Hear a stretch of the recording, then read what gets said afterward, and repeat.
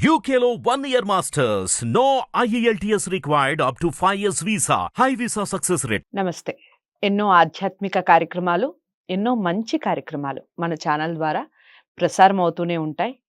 విశేష స్పందన లభిస్తుంది అందరి నుంచి కూడా. ప్రతి ఒక్క వీక్షకులకి హృదయపూర్వక కృతజ్ఞతలు ఇంత చక్కగా ఆదరిస్తున్నందుకు. అయితే ఒక మంచి కార్యక్రమాన్ని ప్రజలందరికీ ఉపయోగపడి తెలుసుకోవలసిన ఒక కార్యక్రమాన్ని ఇక నుంచి ప్రారంభించబోతున్నాం. ఇప్పటివరకు మీరు విన్నది, తెలుసుకున్నది, దీనికి సంబంధించి ఏదైనా ఉంటే కామెంట్ బాక్స్లో తెలియచేయండి. అదే జానపదం, జ్ఞానపదం. నిజంగా జానపదం జ్ఞానానికి సంబంధించిందేనా? ఈ విషయాల గురించి వివరిస్తారు. నాతో పాటు ఉన్నారు ప్రముఖ ఆచార్య కసిరెడ్డి వెంకటరెడ్డి గారు. నమస్కారం అండి. నమస్కారం అండి.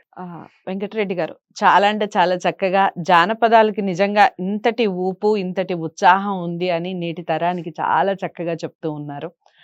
ఇప్పటి వరకు జానపదాన్ని వినని వాళ్ళు కానీ, ఒకవేళ అలాంటి ఇంట్రెస్ట్ లేని వాళ్ళకి కానీ మన కార్యక్రమాలు చూసిన తర్వాత ఖచ్చితంగా ఆ ఇంట్రెస్ట్ అనేది కలుగుతుందని నేను అనుకుంటున్నాను. ఇక తదుపరి గేయం దేని మీద మీరు చెప్పబోతున్నారు, దాని యొక్క అర్థం వివరణ ఇవ్వండి. మామూలు వ్యవసాయం చేసేటటువంటి ఒక వ్యక్తి తాను దున్నడానికి, డొక్కడానికి పొలానికి వెళ్తాడు. వెళ్ళేటటువంటి సందర్భంగా నాగలి భుజాన వేసుకొని వెళ్తాడు. గుంటుక, బేరాళ్ళు, పశువులు, ఇంకా రకరకాల ఇవన్నీ కూడా సరుకు సరంజామా అన్ని సమకూర్చుకుంటాడు. మూట కొట్టేవాళ్ళు ఒక రకంగా వెళ్తారు. ఇప్పుడంటే అన్ని ఆయిల్ ఇంజన్లు వచ్చేసినాయి కాబట్టి కరెంటు మోటార్లు వచ్చినాయి. ఆయిల్ ఇంజన్ల తర్వాత కరెంటు మోటార్లు వచ్చేసినాయి కాబట్టి ఇప్పుడు పరికరాలు ఏమీ లేకుండా వెళ్ళిపోయి బటన్ నొక్కితే చాలు, కరెంట్ ఉంటే చాలు, నీళ్లు పోస్తుంది, సరిపోతుంది. కానీ ఏతం పెట్టినటువంటి కాలం నాటి జీవితాన్ని పరమాద్భుతంగా చిత్రీకరించాడు. కడుపు నిండా అన్నం ఉండాలి, కంటి నిండా నిద్ర ఉండాలి, అప్పుడు శరీరం ఎంత పని అయినా చేస్తుందండి. కాబట్టి కడుపు నిండా అన్నం ఉండాలి రైతుకు, కంటి నిండా నిద్ర ఉండాలి. అతడు అన్నపూర్ణ అని అంటాం రైతును, అంటే అన్నం పెట్టేటటువంటి అన్నదాత. కాబట్టి ఒకవేళ మహిళ అయితే అన్నపూర్ణ అంటాం అనుకోండి, అన్నదాత ఎవరైతే ఏముంది అదే విధంగా దానికి సంబంధించి చాలా కష్టాలు పడి తాను సరిగ్గా ఇంట్లో కూడా గౌరవం లేనటువంటి స్థితి ఏర్పడుతుంది. అంటే బాగా ధనం ఉండి ఇంటి నిండా పంట ఉన్నట్టయితే భార్య గౌరవిస్తుంది, భార్య తల్లి గౌరవిస్తుంది, అందరూ గౌరవిస్తారు. ఏమీ లేని చేతగాని వాడు అనుకునేటటువంటి రకంగా, అంటే కష్ట సుఖాలు అన్నీ తెలిసి వాళ్ళ కుటుంబం యొక్క పరిస్థితులు తెలిసి ఉంటే ఎవరనరు, ఏ మాతృమూర్తి అనదు. కానీ ఏమిటి అబ్బా పక్కింటి వాడు ఇంత బాగున్నాడు, మా పరిస్థితి ఇట్లా ఉంది అనుకున్నప్పుడు ఎప్పుడో నోరు జారుతుంది. అతని మనసు చిక్కు అంటుంది, నేను చావనను చావకపోతే కదా అని అనుకుంటాడండి.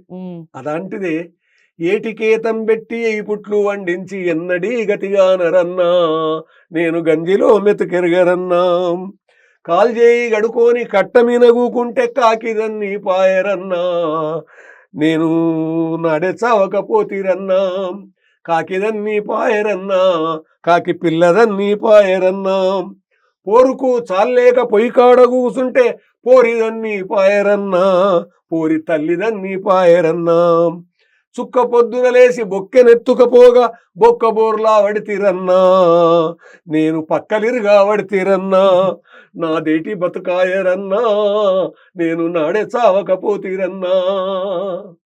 ఒక వ్యవసాయదారుని యొక్క వేదన ఇదంతా కూడా. ఈ పాట వెనుక బాగా కంఠం ఉండి బాగా గొంతుతో పాడేటటువంటి వాళ్ళు ఉంటే ఇది కదిలిస్తుందండి, కళ్ళల్లో నీళ్లు తెప్పిస్తుంది. అట్లాగా ఏటికి ఏతం పెట్టి, ఏటికి ఏతం పెట్టడం అనేటటువంటి ఒక కాలం నాటి మాట.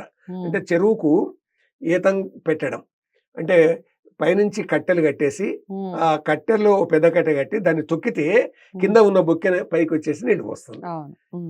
ఇది మొదటి దశ. ఈ తర్వాతి దశ ఏంటంటే మూట కొట్టడం. రాయలసీమలో అయితే కపిల కొట్టడం అని అంటారు, తెలంగాణలో మూట కొట్టడం అని అంటారు. అంటే ఈ పదాలన్నీ కూడా జానపదులవి. వాళ్ళు ఎద్దుల వెనక్కు లాక్కొచ్చేసేసి ఈ తొండం ఎత్తుతారు, బొక్కెన నీళ్ళు మునుగుతుంది.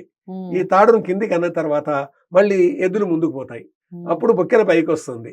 ఇలా వచ్చే వరకల్లా ఆ తొండంలోకి వెళ్ళి, బొక్కెన నుంచి తొండంలోకి వెళ్ళి నీళ్లు కాలువలోకి వచ్చేస్తాయి. ఇది మూట కొట్టడం అనేటటువంటిది. అన్నింటికంటే కష్టమైనటువంటిది మూట కొట్టడం. రాత్రి ఎప్పుడో 2 గంటలకు ఇంటి నుంచి బయలుదేరి వెళ్ళేసి మూట కొట్టి తెల్లవారు వరకు 6-7 గంటల వరకు పొలమంతా పారిచ్చినటువంటి కాలాలు ఉన్నాయండి.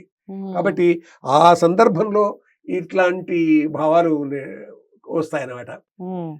ఆ, నీవు కొట్టే మూట కాడికి అంటే రాగం చాలా రావాలి. నీళ్ళ కంటారా నేనే వస్తే నీళ్ళు లేవురా నీవు లేవు సోరావాడా కళ్ళ నీళ్ళురా కడవ నిండే. అతను కొట్టే మూట దగ్గరికి నీళ్ళకని కడవెత్తుకొని వచ్చింది. ఇది నెపం అంతే. కానీ అక్కడికి వచ్చి చూస్తే అతను లేడు, మూట ముగ్గురం లేదు. మరి మూట ముగ్గురమే లేకపోతే మూట కొట్టేట ఆయన లేడు. అవన్నీ ఏడా బావిలో పడినాయి. ఒక్కసారి కదిలిపోయింది ఆ యువతి. కళ్ళ నీళ్లు కడవ నిండే అని ఉంది. దీనికి పాఠాంతరం కళ్ళ నీళ్లురా కాలువవారే.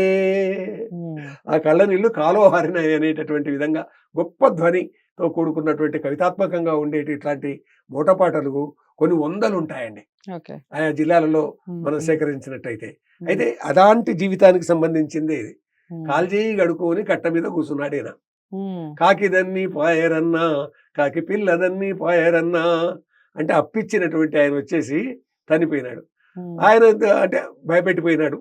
ఆయన కాదు, ఆయన కొడుకు కూడా వచ్చి చనిపోయినాడు. ఇది సంగతి.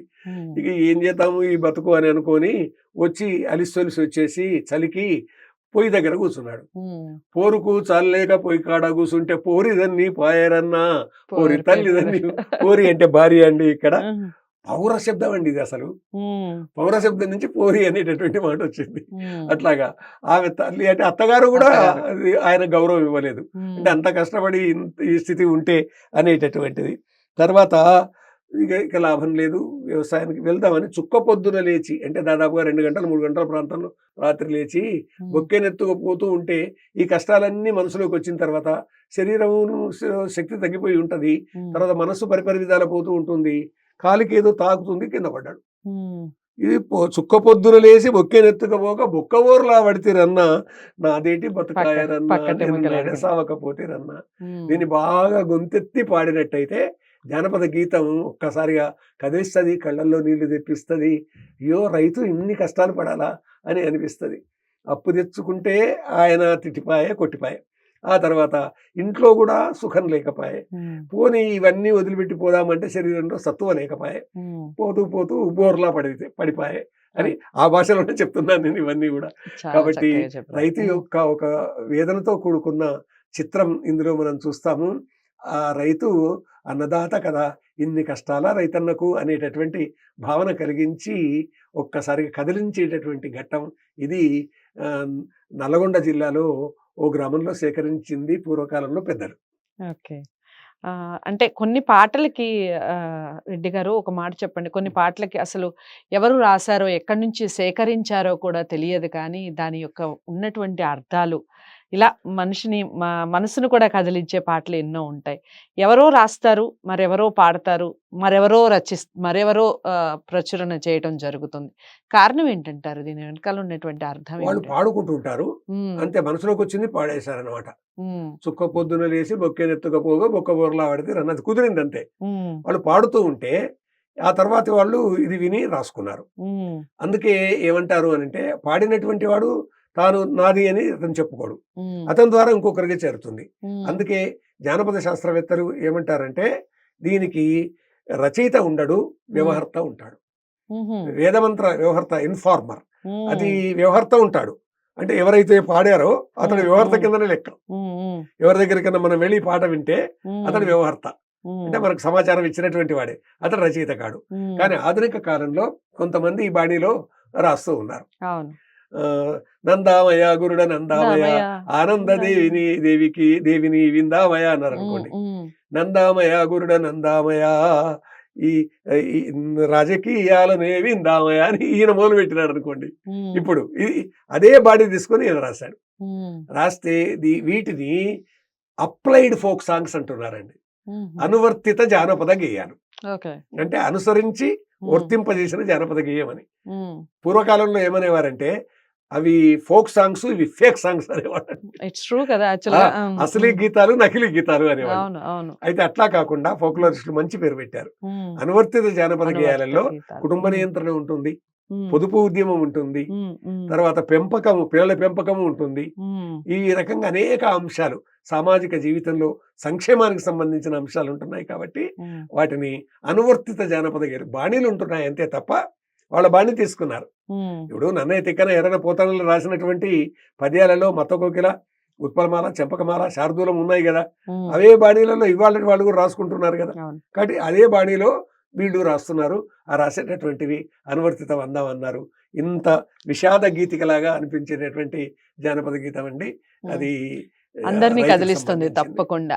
ప్రతి అన్నదాతని, అసలు అన్నదాతని గౌరవించకపోతే భారతదేశంలో ఎవరిని గౌరవించినా వృధా అని చాలా మంది పెద్దలు మాట్లాడుకుంటూ ఉంటారు.